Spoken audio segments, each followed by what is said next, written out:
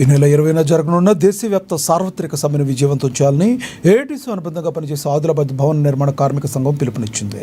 బుధవారం ఆదిలాబాద్ పట్టణంలోని సంఘ కార్యాలయంలో నాయకుల గోడ పోస్టర్లను ఆవిష్కరించారు. భవన నిర్మాణ కార్మికులకు సహజ మరణానికి 5 లక్షలు, ప్రమాద మరణానికి 10 లక్షలు చెల్లించాలని డిమాండ్ చేశారు. అలాగే పని ప్రదేశాల్లో అన్ని వసతులు కల్పించాలన్నారు. పెన్షన్తో పాటుగా మహిళా కార్మికులకు మెడికల్, మ్యారేజ్, ప్రసూతులకు ₹1,00,000 చొప్పున చెల్లించాలని కోరారు. ఈ సార్వత్రిక సమ్మెలో కార్మికులు అన్ని వర్గాల ప్రజలు పాల్గొని జయప్రదం చేయాలని నాయకులు పిలుపునిచ్చారు.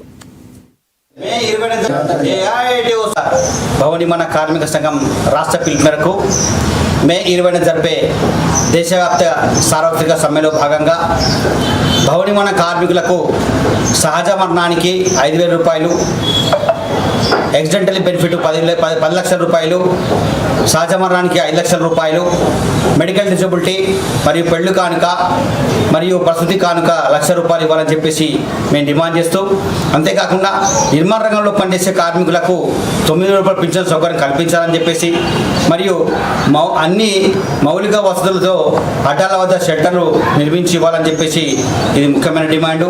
అంతేకాకుండా నిర్మాణ రంగంలో పనిచేసే కార్మికులకు సంక్షేమ బోర్డులో జాప్యం జరుగుతున్నది. ఈ జాప్యాన్ని తొందరగానే అరికట్టాలని చెప్పేసి మేము డిమాండ్ చేస్తున్నాము. మే 20న జరపబడే ఈ జాతీయ వ్యాప్తంగా, దేశవ్యాప్తంగా అన్ని కార్మిక సంఘాలు, ఏఐటీసీ సంబంధ అన్ని కార్మిక సంఘాలు కూడా భారీ ఎత్తున తరలి వచ్చి ఈ సమ్మెని విజయవంతం చేయాలని చెప్పేసి